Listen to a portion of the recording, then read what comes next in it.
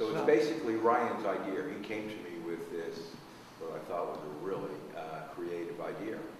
And he had actually picked most of the photographers by the time he came from it to me. So, you know, we went over it, and the first day I talked with him, we finalized the deal and decided what we were going to do. I had one condition. I'd been thinking about an iPhone show, but it was basically a show where the photographers just hold their iPhones and people walk by them, and so you know we work both things in together.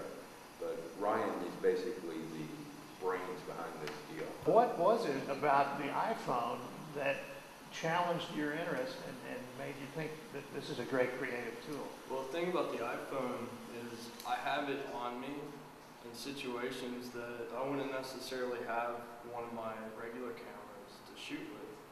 So I find myself capturing things that weren't being captured before because I'm in predicaments that weren't being captured, you know?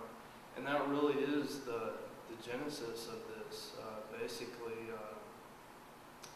you know, it's not the camera, it's not anything to do with the equipment. It has to do with the shot being captured. And having this on your person at all times really opens the door to new creativity. Yeah, and I think the real important thing is that it's instantaneous. It's even quicker than a Polaroid. You take the picture, it's right there. You go, oh, do you like it? No, delete. Exactly. You're editing as you go. Yeah. So it really wasn't until Kodak came out, and Eastman Kodak's patented the roll film process. Made allowance for the use of these small, inexpensive cameras that people could take with them anywhere. That was a really new development in the field of photography, a technological development, a huge one. It was about 100 years ago. David, was that kind of a no-fuss thing where they sent the film back to Kodak? No fuss, yes. Kind of like... And yet, yeah. it has real similar to using an iPhone because the very nature of its simplicity adds a level of complexity to it that you don't consider. Sort of this zen quality to it when we're shooting with the iPhone, of how the precision has to be even greater, perhaps even a greater knowledge of how light works and how to control that in an automatic exposure. So something like 70% of people in the United States today, 70% of photography done in the United States today, a recent poll said was done with a cell phone camera. But I think the iPhone's different because of the use of apps, and also because they, if anything, they legitimized for the first time the use of a camera in a device, a cell phone device, by making it very simple to get to the device alone. We don't often think about that. In the past, in the older cameras, of course, that was scoffed at. Sanyo in the United States came out with the first one, I believe, of putting a cell phone, a camera in a cell phone.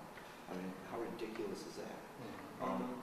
All of this is relatively new, but I think that what it's done for bringing us those moments that we're talking about is the most significant development in photography since the roll film invention.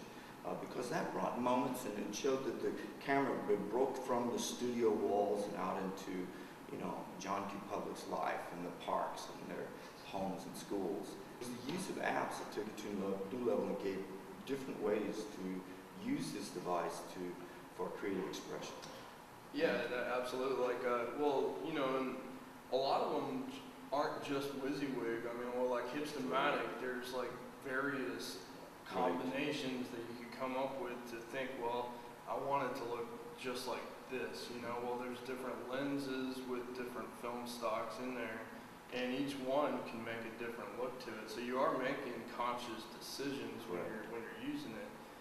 It doesn't matter about the app. It's really about what's there. You know? It's the content. It's content, right? You know. You're absolutely correct. It bugs me too.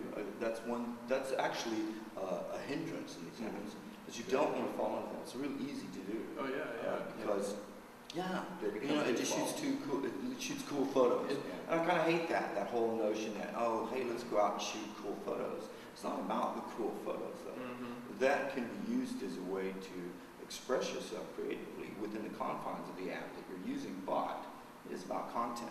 Yeah, absolutely. You know, and you know, when you go past that this Photoshop filter that, you know, Yeah. it's kind of like the lens flare. You don't see Photoshop those filter? anymore. What's You the know? Photoshop filter like? Well, Lens flare. Lens flare was like when Photoshop came out with the lens flare. You saw it in everything, and people got so sick of it. It's like, oh man, that's cheap. It turned everything cheesy. Well, there's one app called the Camera Bag. Mhm. Camera Bag divides stuff up mostly into, they have a 1962 filter that goes on that you shoot with. Then they have a 74. Now the 62 is that really dark black and white high contrasty stuff you used to see like in Life magazine, what have you. Yeah. You know, really bold and it's really blown out highlights. And like 74 is Kodak Instamatic. You know. Mhm. But it's amazing what the conversation has just come to. We're talking about the physical properties of what you can do, not the conceptual things about Correct. what you can do. Correct. And that's where the problem lies. Right. But I suspect one day there'll be some device and it'll have similar filter to have the iPhone filter.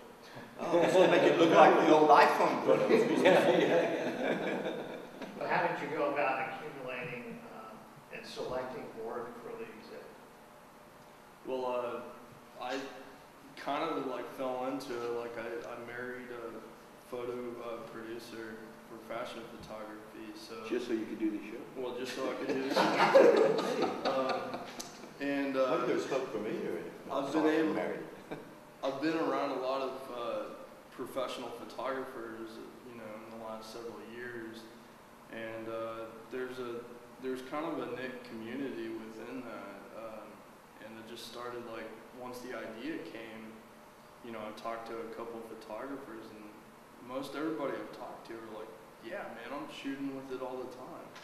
I have yet really to find a photographer who has an iPhone that's not using it as one of their devices. Allison V. Smith, who's in the show, she's a really well-known photographer. Almost all the pictures I see her post are from her iPhone. It's become something that's another tool in the kit for almost all the photographers I know. Is there an occasion when you would have both cameras with you that you would use the iPhone? Absolutely. Just about to say that. In fact, it's very common for me to, literally it's many times that I've had a 5D Mark II shooting a 21.1 megapixel image, and I'll pull the iPhone out and shoot with that instead. It's kind of a feeling. yeah, it's a feeling. I want to avoid that whole kind of what's the word we're looking for? Someone said schmaltzy, this sort of over cool kind of image. Mm-hmm. It's really not about that though. For me, I think it's a challenge. I love the challenge the iPhone gives me in taking photographs because you have to get the moment right. You miss the moment. Well, depending upon which app you're using, the one I use, the Instamatic, it could be with the old 3G I'm using.